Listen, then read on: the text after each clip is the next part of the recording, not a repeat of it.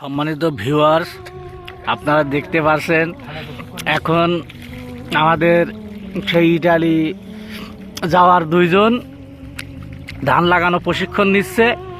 আসলে তারা কি ইটালিতে ধানও লাগাবে কিনা আমি বুঝতে পারছি না, বাট রাত্রে দাঁড়ালে ফোন দিয়ে বলে তোমরা ধান লাগানো প্রশিক্ষণও নাও, ইটালি অনেক ধান লাগানো চাহিদা।